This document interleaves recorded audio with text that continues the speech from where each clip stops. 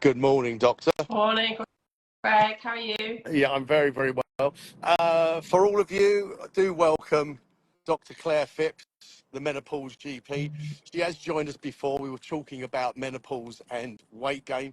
We've known each other now for, I reckon, about 6 months, Dr. Claire. Yep. And Dr. Claire, we work together on GreggWallace.Health, but you also have menopause GP, and you are incredibly clever and you help lots and lots of people.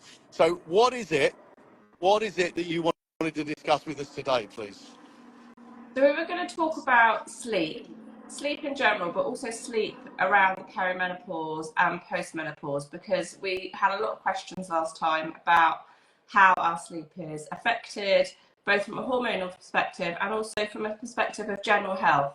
So hopefully, just discussing a bit about sleep today and how it affects us. Yeah, sure. So that's for menopause, premenopause, but also all of Yep. us, right? Yep.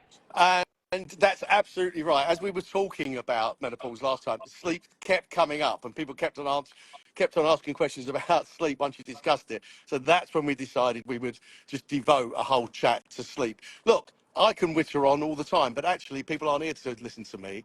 They're here to listen to you. So why don't I just let you go? And if questions cross my mind, I'll rudely interrupt. Perfect. Okay, sounds good. Is that okay? Right, you go. So I think the important thing to know is that we all know that sleep is vital for our health. We all know that if we don't get a good night's sleep, we feel terrible the following morning. We feel a bit drunk, we feel a bit foggy, and that's because sleep is a really important process in terms of making our bodies well again overnight. So sleep helps us to regulate our metabolism. Sleep helps our body to regulate any memories, lay down memories, store facts so that we can use them in future. It's vital for our immune system. It's vital for our mental health. We know that if our sleep is disrupted, our mental health can suffer. We can lead to more anxiety and depression. So sleep overall is, if you like, a tonic. It's really important that we're getting a good night's sleep. Obviously, getting a good night's sleep is really tough for some people, and we fall into bad habits, and bad habits tend to stick, and then what happens is we have this perpetuation of sleep disruption. So our sleep gets disrupted over time, and that kind of perpetuates itself. Importantly, what we know about perimenopause particularly is when our hormone levels fluctuate quite wildly, our sleep often is, and it's the thing that I hear most commonly that comes through the door, is that women's sleep is affected. And that's because there's a variety of processes going on, not least because our hormone levels are changing, but we're less able to thermoregulate. We're less able to control our body temperature. We're more likely to need to get up in the middle of the night to pee. We're more likely to feel anxious. Anxiety can lead to insomnia. We're more likely to have restless legs, that feeling of kind of having to move our legs the entire time. So for perimenopausal women, actually there's lots going on that can affect our sleep. For sleep in general, there's lots of things that can affect our sleep in terms of how we're processing the day and how we're managing our mood and how we're managing our mental health. And all of those things can really play a part in poor sleep. Can I just ask, so just list for me, easy, bullet point, so the benefits of a good night's sleep. I mean, seriously. And then again, to balance that, the dangers or the issues if we don't. So I think what we know about when we sleep is we have better overall health. We know that sleep regulates our health in a way. We know that processing and learning is important in terms of sleep, and sleep helps to regulate that. We know that our ability to concentrate, our ability to regulate body systems, so things like blood pressure control, sugar control, metabolic control, all of those things are really important, and that's what sleep does for us. And if we don't have a good night's sleep, those processes can lead to poorer health outcomes. And so we're talking about mental health, physical health. Most certainly my mood goes, I suffer a little bit with anxiety. And that is always worsened with poor sleep. Yeah. It always is. So are we like, I've had a couple of good nights sleep and feel good. So are we suggesting that that could have a major impact on my mood, on my feelings. Yeah, we know that overnight, when we're resting our brains and our brains are allowing to process our learning and our memory, what we're also doing is we're helping to build that kind of neuroflexibility, the ability to make our happy hormones, which is also tied in strongly with gut health, which we've spoken about before. But if our sleep isn't helping us to do that, then we're more at risk of anxiety. We're more likely to suffer anxiety, or our anxiety getting worse. However, we also know that sleep itself can cause that anxiety. So it's sort of a bit of both, really. Good night's sleep does improve our mental health. Now, how many hours should we be getting? Because we always were led to believe it needs to be 8 hours. Does it? Yeah, I think this is a really good question, because generally what studies always quote is that we should be getting around 7 to 9 hours sleep. In theory, that's great, but actually I'm much more of a believer of getting a shorter amount of good sleep than a longer amount of poor sleep. So if we're getting a few less hours of really good sleep, that's brilliant. And what we should be trying to do, with the best intentions in the world, is try to get those a few hours in before midnight. We know that the research suggests if we get a few hours in before midnight, that is better sleep quality often than going to bed a lot later. And importantly, consistency is really key here. So trying to maintain a really good routine in terms of sleep. So going to bed at the same time, waking up at the same time. Even when you're not working, maintain that routine. Hang on a minute. Doctor, help me. How do we know the difference between good sleep and bad sleep? Yeah, so really it's about, do you feel rested in the morning? Do you feel like you've woken up and had a restorative night of sleep? And you'll know that by just how you feel. If you're waking up in the morning and just feeling like you've not actually gone to bed, we know that you've had poor sleep. If you're waking up in the morning and you're like, right, I'm ready to go, that's when you've had good sleep. But how can we give ourselves better sleep? Lots of ways, lots and lots of ways, and they're all the tried and tested ways that we know about. So the first and the foremost thing is that routine that I mentioned, is going to bed at the same time every day if you're able to. The second thing is trying to limit our blue light, our screen time before bed, because we know that that can keep our brain really active, and it can take our brain a while to come down from that before it can start to relax. We also know about sleep environment, making sure that where we're sleeping is cool, is dark. We know that our body temperature at night, we need it to be around 18 degrees in our room to have a really good night's sleep. So too hot, too cold isn't great. Caffeine is a big one. Caffeine has a really strong and a really long half-life. So thinking about reducing your caffeine intake around midday. We know that it's got about 6 to 8 hours worth of work in it. So if you're having a cup of coffee at around 2 or 3 o'clock in the afternoon, that's still going to have an effect at night. All Alcohol, right. alcohol is the big one. We know that alcohol makes us sleepy, but it doesn't give us a good night's sleep. So trying to reduce that too. We kind of know this stuff, don't we? There's some stuff here that I know, so I'm guessing we all know, because as you know, I'm not particularly clever. So I'm just going to go over them once again. So don't watch telly in bed. Reading, is that okay? There's no blue light in reading, Yeah, is there? reading So is great. reading, because that means even though you've closed your eyes, your brain is shutting down quicker, because it hasn't had to process that harsh light from the laptop or the screen. Yeah, and it's calming, isn't it? Providing you're not reading something that's making you really angry, it's calming. So if you're Yeah. reading a good book, then that's great. So just don't read any Gregg Wallace Press, and then you're fine.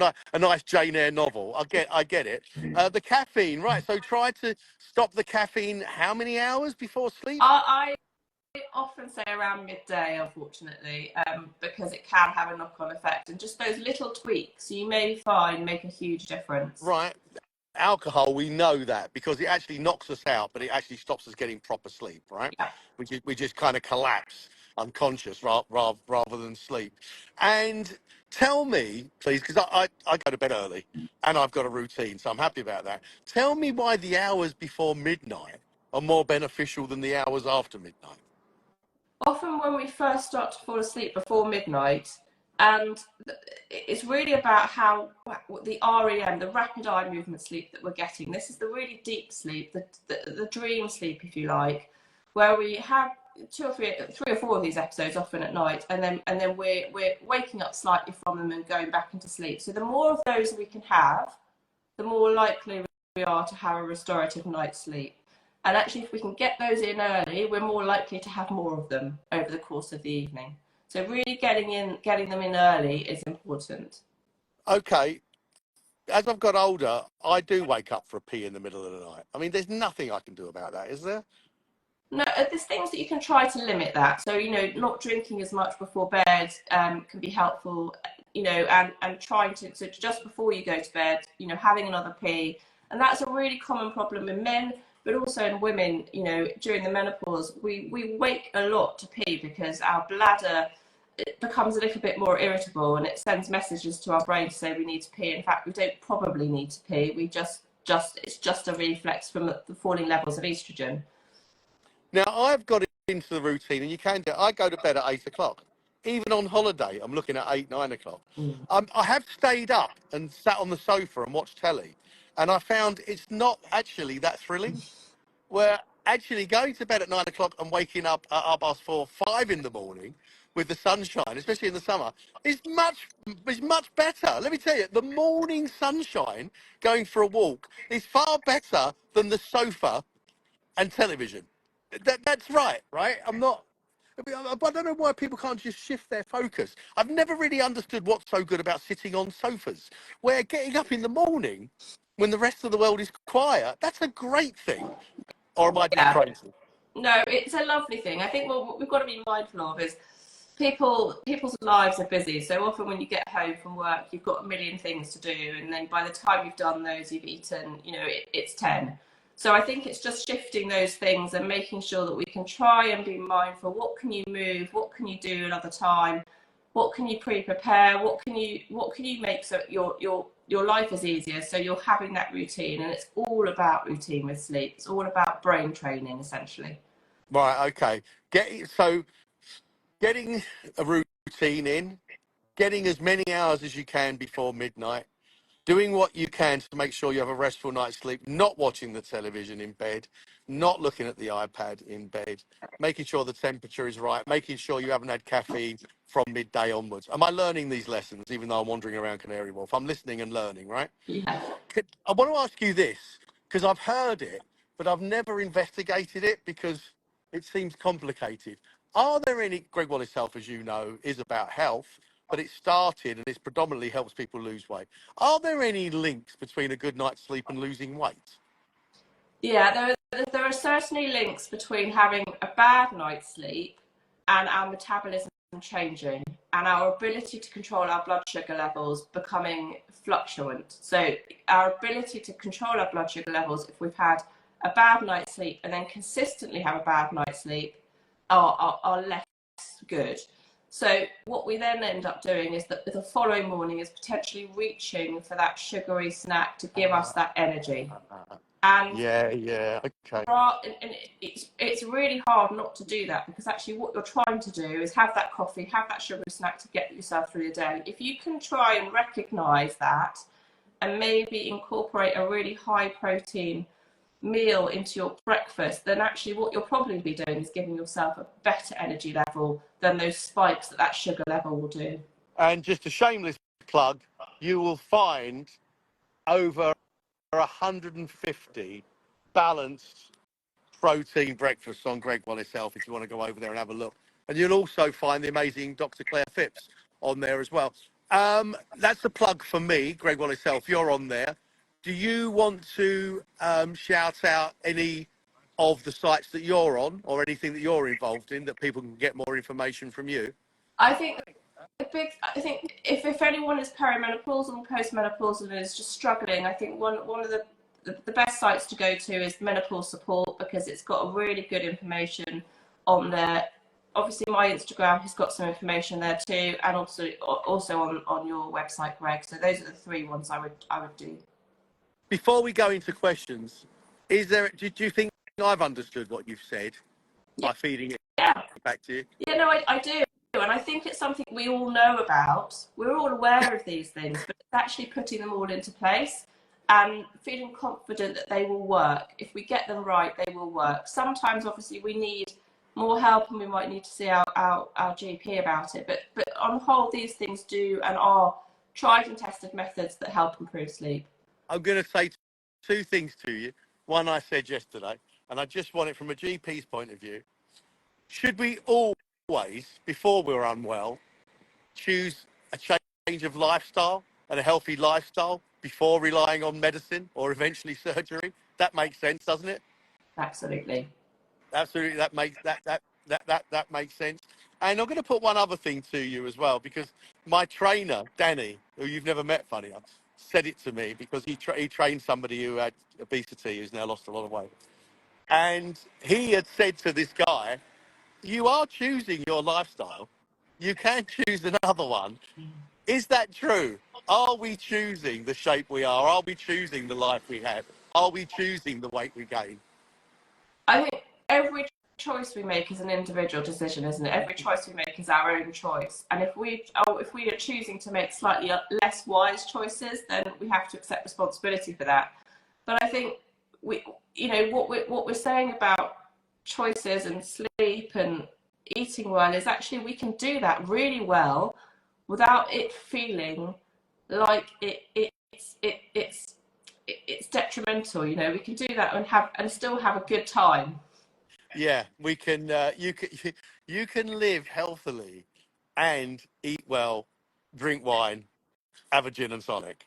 You Yeah. most certainly can, and we are living proof of it. It's just if you've gotten yourself into bad habits, including your sleep, change it. Mm. You have the power to change it. Right, you're not here to listen to me talk, here to listen to the good doctor talk. I'm going to scroll through here, Dr. Phipps. I struggle greatly with lack of sleep due to menopause plus weight gain.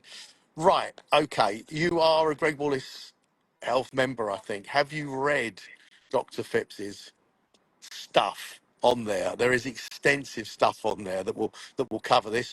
Or go on to the Menopause GP doctor's Instagram account, right? Is this typical, Claire?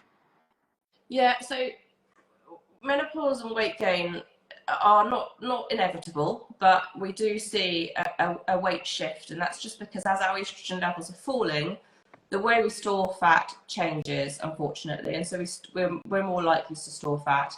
I think the key thing is what we said before about nutrition, and movement. The two together, strength training, really important in menopause, but eating well and not restricting yourself. So like we said before, protein at every meal if you can, strength training. And also if you can, speak to your doctor, because we know that if you're having symptoms of menopause, weight gain being one of them, sometimes hormone replacement therapy can be effective for you. It's not effective for everybody.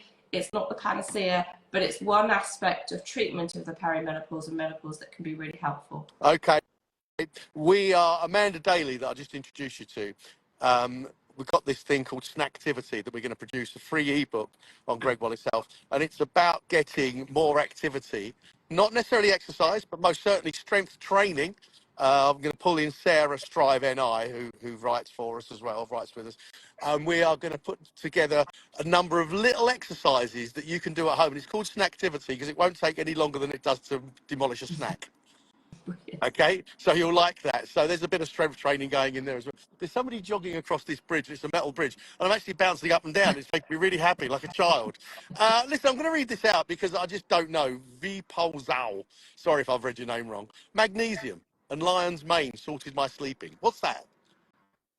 So magnesium supplements are really, so they're a mixed bag. So magnesium is thought to help sleep. There's not a huge amount of evidence behind them. They are really, really effective, but anecdotally, lots of women do find them effective, and they do no harm really.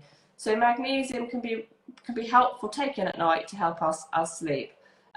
Lion's mane is a type of mushroom. It's what we call an adaptogen, and adaptogens can help our bodies adapt to certain situations. So there is some evidence that lion's mane and those adaptogen mushrooms can be helpful for sleep. Yeah, they don't taste great though. All right. I'll just say hello to Taffy Devon, who's a friend of mine. I don't really understand this. Clary Lund, what is sugar control anymore? I don't know what that means. Do you know what that means? No. What is sugar control anymore? No, we don't understand. I'm terribly sorry. We wanted to, but that's not making any sense. There you go. Viz Pozu's back on again with the lion mane and the magnesium. We've covered that. That's absolutely great. Sarah Gray's World. I always feel tired even after 7 or 8 hours of sleep, even when I've managed to get a good sleep. Since menopause, my energy levels are terrible. Yeah. Dr. Phipps. Yeah, so again, if you're not if you're not feeling restored after sleep, you're not getting good sleep. If you're perimenopausal, that really needs to be addressed. So thinking about lifestyle, thinking about nutrition, thinking about movement, but also thinking about what medications might help you potentially, and that could be prescribed, and that could be alternative medications as well. So that really needs discussion with your GP, because there are things in the tweaks that I'm sure we could make if we sat down with you that would help. Listen, if people want one-on-one help, right? I mean, if their GP can't give it to them, then private clinic is that the answer? It is, but I sort of feel like lots of this should be done within the NHS, free at the point of care. I think that's really important. But yes, if you don't feel like you're getting the support, there are NHS menopause clinics that you can be referred to. There are NHS sleep clinics that you can be referred to. And then obviously, yes, there is the private route. For sleep, actually, the one thing I forgot to mention is cognitive behavioural therapy for sleep. That's really great, really evidence-based. A series of treatments and talking therapies that can be really helpful for sleep. And actually, I think you can download the Sleepio app now on via the NHS, and that sort of guides you through that sort of therapy. Brilliant advice. I'm just going to shout out to Claire Gatenby because she actually owns Squash Pixel, who is our tech partner, and this is why the GreggWallace.Health website looks so much better than it did. And she's on a weight loss journey with us as well. I know she won't mind me saying, but she said she always makes worse food choices when she's tired. Why is that? Is it because we're reaching out for high sugar, high fat? Is it because our reasoning is going out the window? What is that?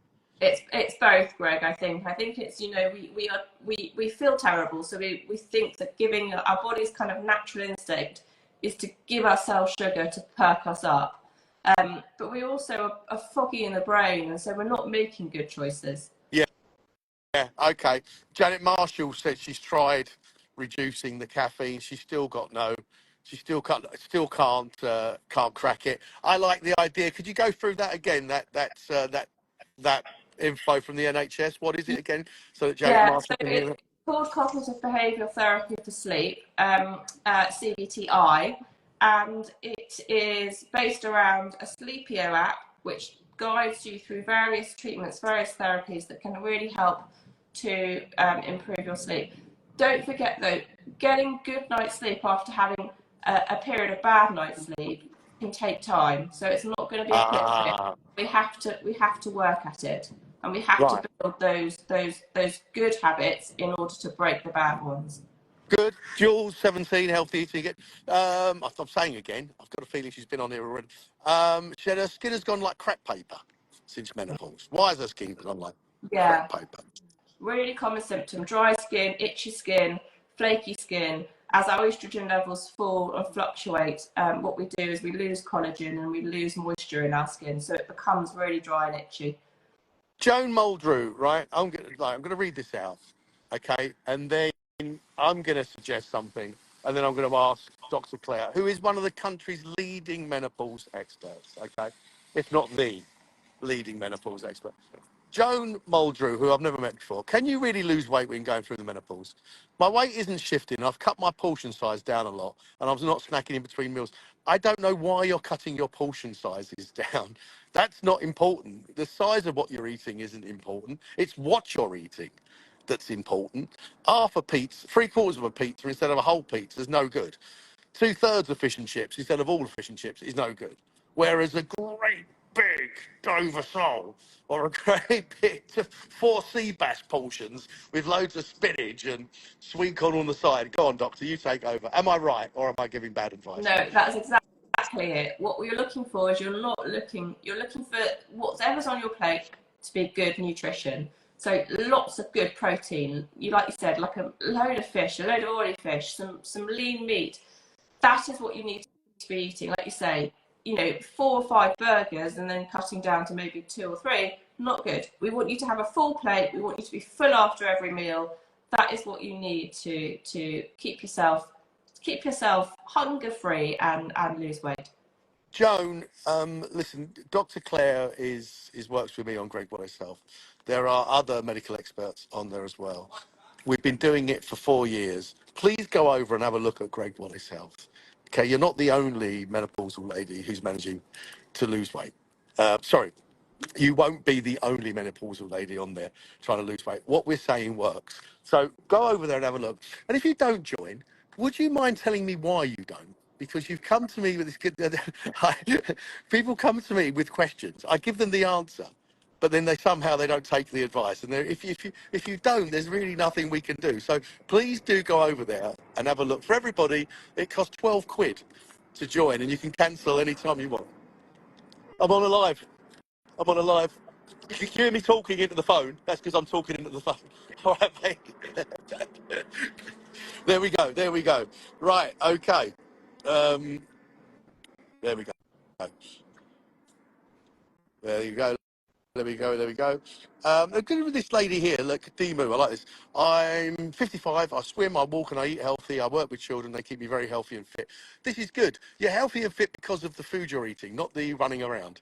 All right. That is burning off calories. But if you were eating pizzas, fish and chips, burgers, fry-ups every morning, running around with the kids would not make you slim. It's not the exercise. It's what you eat. Right, doctor? Although we're not anti-exercise, we love exercise.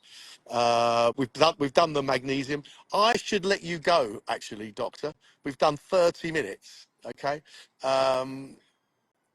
Typical London girl. I suffer with an overreacting mind. Yeah, especially at night.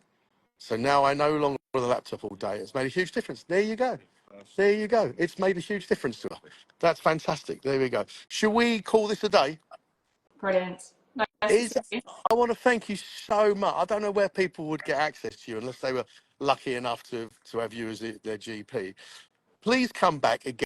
Is there another subject you'd like, off the top of your head? I'll put you on the spot. Is there another subject you'd like to tackle? I think if people get in touch and just ask what would be really helpful, and then we can collate those comments, can't we, and decide what our next topic will be. So if you just get in touch with me or via my Instagram, and then maybe Greg and I can have a think. Or if you're a GreggWallace.Health member, leave a message on a subject that you would like covered, and we can come on here and cover it. Doctor, you are amazing the way you give of yourself, and I know you now, and I just think you're incredible in that what motivates you is just helping as many people as you can. But then I suppose that's being a doctor, right? Yeah. Well done. Well done. You are the most humble person I've ever met. Thank you so much. I'll see you soon. Thank you for all your help. Bye-bye. Bye.